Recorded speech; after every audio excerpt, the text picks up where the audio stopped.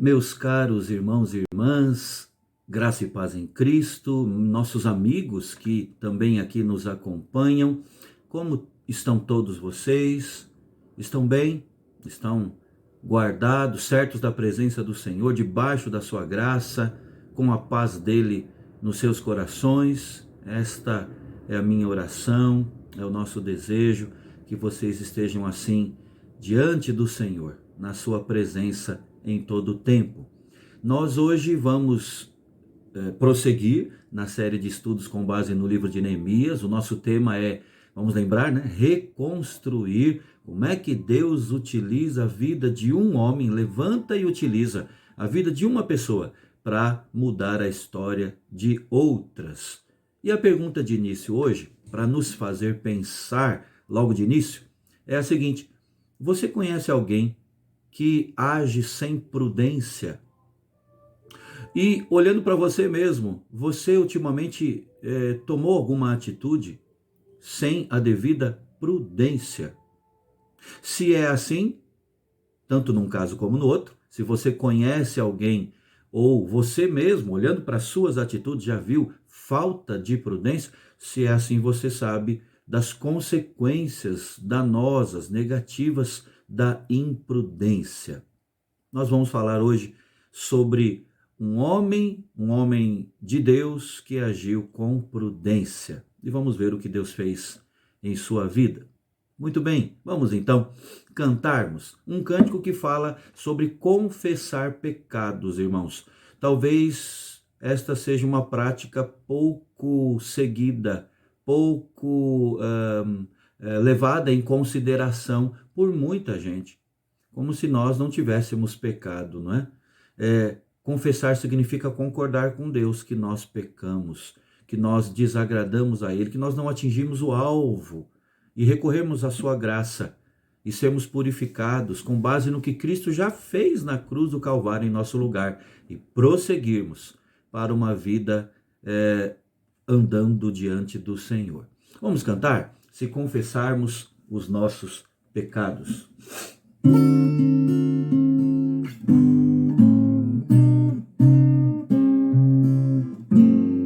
Se confessarmos os nossos pecados,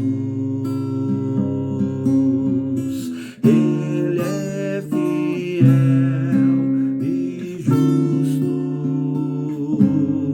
para nos perdoar os pecados e nos purificar de toda injustiça. Se confessarmos os nossos pecados,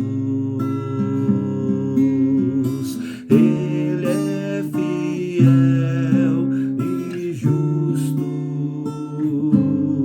para nos perdoar os pecados e nos purificar de toda injustiça. Mais uma vez, se confessarmos os nossos pecados, Ele é fiel e justo para nos perdoar os pecados e nos purificar de toda injustiça.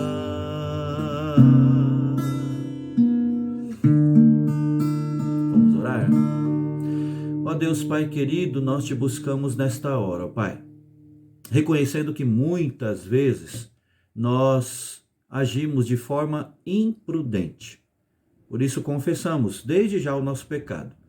Queremos estudar sobre isso com base na trajetória de Neemias, mas desde já colocamos, ó Deus, a nossa vida diante do Senhor. Dá-nos prudência. prudência do Senhor, prudência do céu, e que a prudência do Senhor nos conduza no que falarmos, nas nossas ações, nas nossas decisões. Ó Deus, mais uma vez eu te peço por aqueles que estão aqui nos acompanhando, irmãos, irmãs em Cristo, pessoas de perto, pessoas de mais longe, que o Senhor, ó Deus, os alcance, derrama da tua graça, da tua paz, a alegria do céu, invada esses corações, ó Deus, que Cristo ilumine, ó Deus, estas vidas.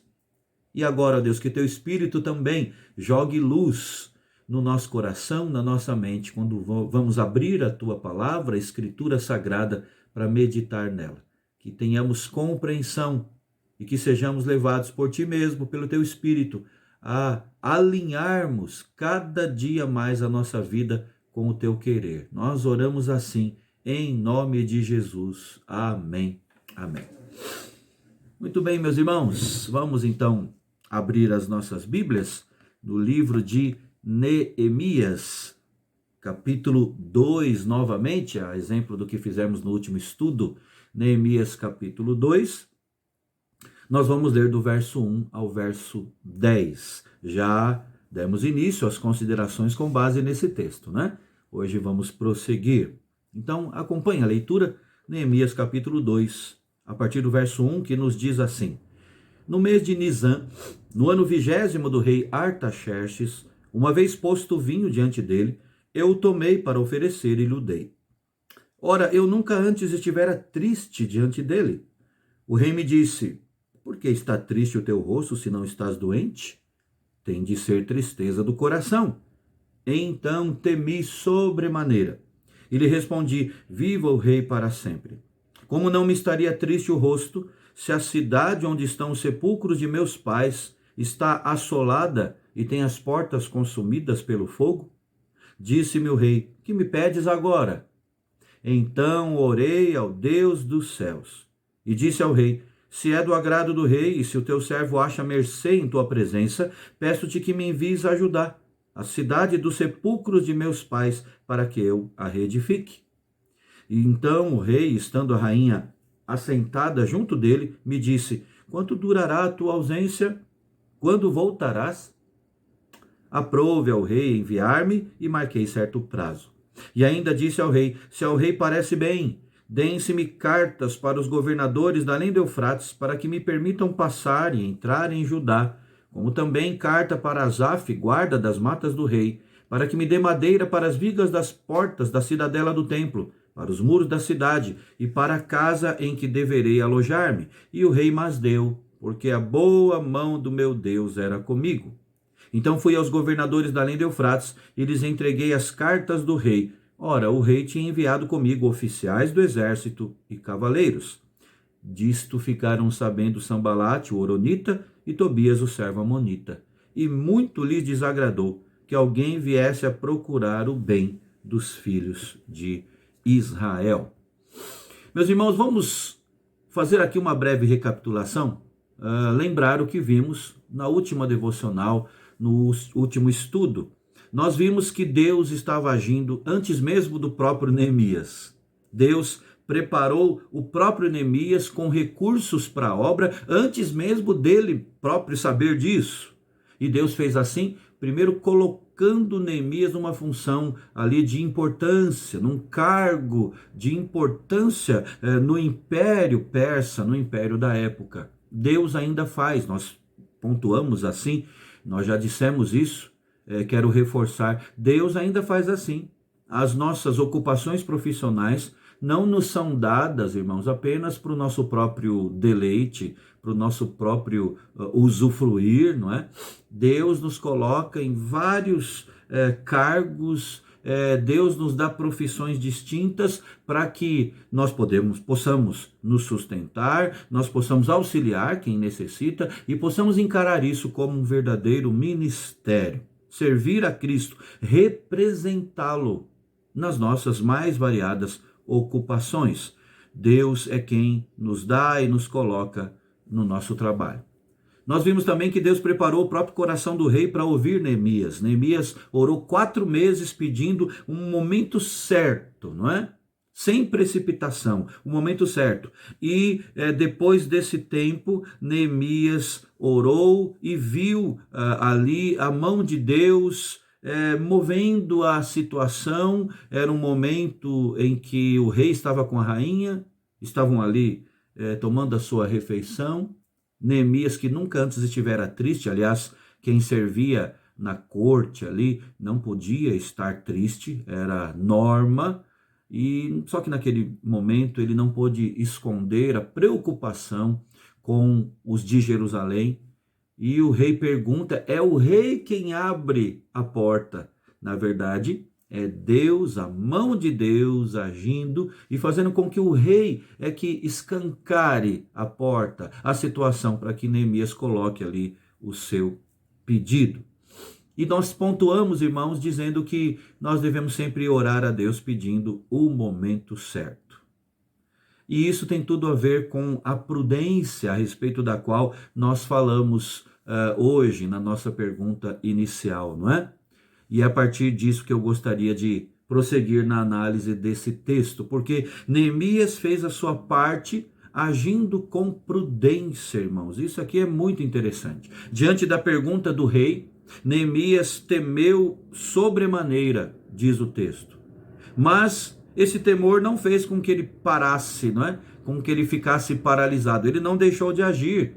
Ele não podia perder a oportunidade preparada por Deus, o momento cuidadosamente planejado e preparado pelo Senhor. E aí, irmãos, nós vemos aqui que Deus tratou a situação através de Neemias e fez com que ele tivesse muito cuidado e muita habilidade.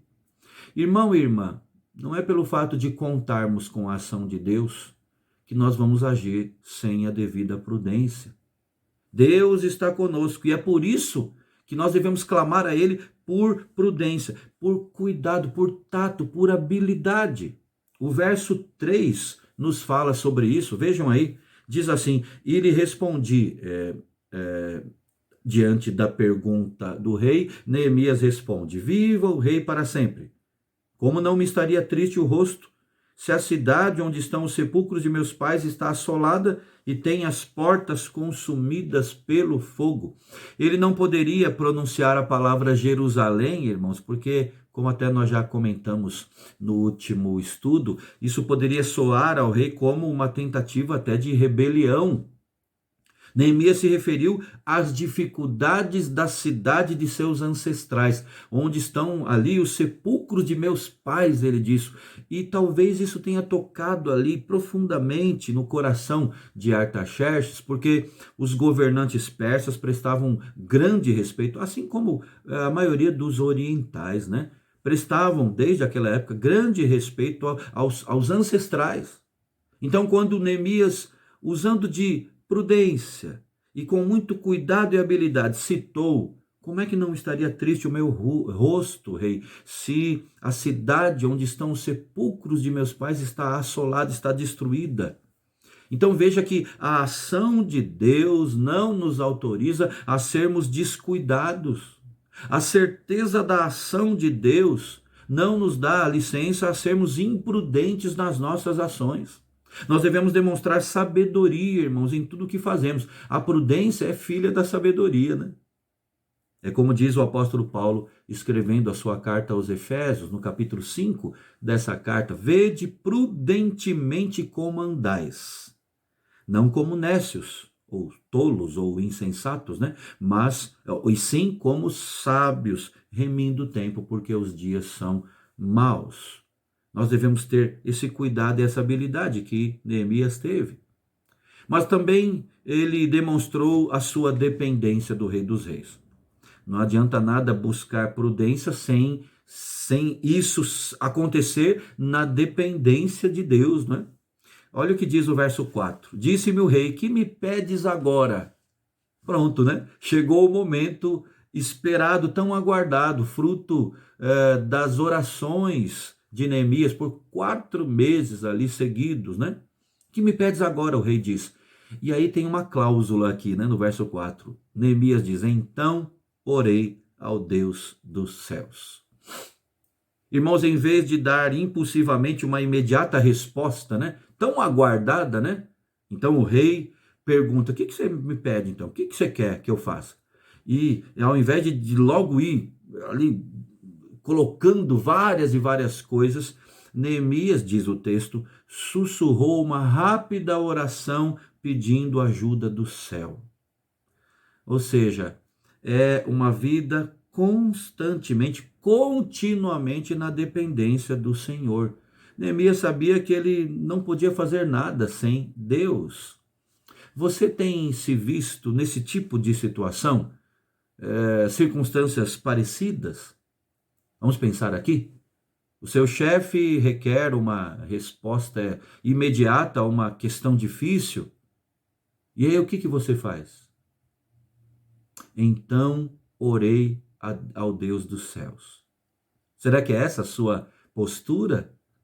É claro que Neemias não parou aqui e pediu licença para o rei e foi num quarto, ajoelhou, ficou meia hora em oração. Foi uma rápida oração, não é? Como diz o Salmo 119, né? Há um versículo ali que diz assim: sou teu, salva-me. Não é uma boa oração para fazermos em vários momentos em que nós não temos tempo para parar tudo e para nos prostrarmos diante de Deus em oração, derramar a nossa alma, chorarmos na presença dele, mas que nós precisamos buscar a Deus. São momentos importantes. Sou teu, salva-me. É exatamente isso que Neemias fez aqui. Então orei ao Deus dos céus. Vamos pensar numa outra situação tão comum. Um amigo, um irmão na fé, alguém necessitado liga para você, pede um conselho espiritual, uma palavra de Deus. Então orei ao Deus dos céus. Sou teu, salva-me. Você para por um instante e faz como Neemias fez? E vejam que no caso de Neemias, a oração instantânea dele ali não surgiu num vácuo, né? Não é para olharmos para isso e fazermos disso o padrão, né? A vida de oração precisa acontecer para que essa oração instantânea faça sentido, não é? Então, repito, a oração de Neemias, essa oração instantânea, foi precedida de 4 meses de contínua oração preparatória ali, na dependência, em submissão ao Rei dos Reis. Mas ainda assim ela foi crucial naquele momento, não é? Uma vida agindo debaixo da ação de Deus em dependência. Outro ponto aqui, irmãos, é que Neemias demonstrou clareza ao fazer o seu pedido. Certamente ele tinha, a gente vê o pedido dele registrado nos versos 5 a 8, você pode conferir aí. Certamente ele tinha, em meio às orações dele, aquele período de 4 meses, planejado o que ele deveria dizer ao rei quando Deus providenciasse a oportunidade, não é? Neemias estava preparado para solicitar o que ele de fato necessitava. Permissão para se ausentar do trabalho, e aí ele poderia viajar para Jerusalém. Cartas pedindo o selo real, endereçadas ali aos governadores dos territórios pelos quais ele iria passar, né, com o intuito de garantir passagem segura. Também uma carta para o guarda das matas do rei, para requisitar o material, a madeira, para a reconstrução das portas e dos muros de Jerusalém e para construir até uma casa para a residência pessoal dele. E ele fez com dedicação a sua parte, ele fez tudo o que estava ao seu alcance e de modo muito claro o seu pedido. Não faltou um detalhe sequer, foi tudo bem pensado e planejado. Isso, irmãos, é o que nós chamamos de zelo, né? Quando nós pensamos em alguém zeloso, é justamente isso. Neemias é uma representação muito boa do que seja zelo. Quantas coisas deixam de ser feitas na nossa própria vida, no dia a dia, e na obra do Senhor por nós, na igreja, porque muitas vezes nos falta zelo. O zelo aqui demonstrado por Neemias, né? Fazemos muitas vezes as coisas aquém do que deveríamos, e claro, isso desagrada ao Senhor. A postura de Neemias aqui, de modo claro e tudo muito bem pensado, certamente agradou o nosso Deus. Agora, irmãos, nós temos no final do texto, a resposta do rei. Porque tudo isso não faria sentido, não produzia ou não produziria o resultado aguardado por Neemias se a resposta do rei fosse contrária, não é? O zelo de Neemias era muito importante, mas não era tudo. E nós nem podemos dizer que isso foi decisivo. O melhor ainda estava por vir. O rei Artaxerxes respondeu imediatamente, de forma graciosa até, né? Como a gente vê aqui nos versos 8 e 9. Vejam o que diz o texto. Palavras de Neemias ainda, né, pedindo carta para Asaf, guarda das matas do rei, para que me dê madeira para a viga das portas da cidadela do templo, para os muros da cidade, para a casa em que deverei alojar-me. E aí no final do verso 8 vem essa expressão: e o rei mas deu, porque a boa mão do meu Deus era comigo. Boa mão do meu Deus, porque Deus, com sua graça, agiu de forma a me abençoar. Então, além de atender a todo pedido, dando licença ali, as cartas pedidas, o rei também enviou material e enviou até oficiais do exército e uma escolta de soldados para proteger Neemias naquela viagem para Jerusalém. Isso aqui até soa bom demais, né, para ser verdade. Deus fez mais do que Neemias até pediu. Essa outra expressão aqui está no verso 9. Então fui aos governadores da linha do Eufrates e lhes entreguei as cartas do rei. Ora, o rei tinha enviado comigo oficiais do exército e cavaleiros. Deus faz mais do que pedimos. Como diz o apóstolo Paulo, escrevendo também a carta aos Efésios. Já citei essa carta e cito de novo aqui, não é? Ele fala que é do Deus que pode fazer infinitamente mais do que tudo aquilo que nós pedimos. É isso aqui, irmãos. Você já reparou que na nossa vida diária, Deus continua fazendo assim? Ele dá mais do que a gente pede. Isso não nos livra, não nos isenta de aflições, do inesperado, de coisas desagradáveis, mas é um fato de que Deus nos dá mais do que a gente pede e até espera, até mesmo para lidar com as coisas desagradáveis. Agora, qual é a razão da resposta favorável do rei para Neemias? Qual a razão? Ah, porque ele foi prudente. Ah, ele foi zeloso. Ah, ele mostrou cuidado, ele teve habilidade. Tudo isso foi importante, mas a grande razão está no final do verso 8. A boa mão de Deus era com ele. A mudança do coração do rei era devido à ação de Deus, não é? Deus pode, irmãos, intervir nos afazeres humanos. Deus, na verdade, governa os nossos afazeres diários. Mesmo nos mais altos escalões de autoridade, Deus age além das nossas finitas e pequenas expectativas. Isso é a providência do Senhor. O que você entende por providência de Deus? A Confissão de Fé de Westminster, no seu Catecismo Maior, registra o seguinte: as obras da providência de Deus são a sua muito santa, sábia e poderosa maneira de preservar e governar todas as suas criaturas e ordenar tanto a elas como a todas as suas ações para a sua própria glória. Na mesma direção, o Catecismo de Heidelberg conclui dizendo assim: todas as coisas de fato vêm a nós não pelo acaso, mas de sua mão paternal. Esta então é a boa notícia quando você se depara com desafios, com situações difíceis, com obstáculos no seu caminho. E quando você se sente frustrado por sua inabilidade de mudar a situação e de mudar o coração das pessoas, o nosso Senhor, o Deus da aliança, o Deus do céu, como Neemias diz aqui, ele pode interferir nas mais improváveis situações e nos surpreender, irmãos, com acréscimos que a gente nem pensava.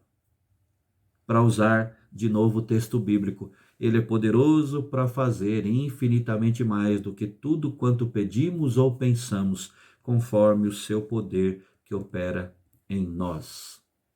O que nós aprendemos hoje, irmãos, deve nos encorajar a continuar a orar, a continuar a agir e a continuar a esperar pela providência de Deus. Como nós já falamos em várias oportunidades na Betel, Deus não entra com providência em certo momento da nossa vida. Esse é um erro, pensar assim. Deus age constantemente preservando, ordenando, governando, dirigindo todas as situações. Não há um momento da nossa vida que Deus deixa de ser o Deus da providência. Podemos então, com base nisso, dizer que a mão do Senhor não foi amputada pelo homem, pelo ser humano, não é? Pelo contrário, ele ainda continua trabalhando providencialmente na vida daqueles que lidam, que o servem, que têm a preocupação de obedecê-lo. Ele dá recursos que antes não eram vistos. Ele move o coração mesmo daqueles que têm autoridade. Ele abençoa o zelo e o cuidado dos seus servos. Fique com essa palavra.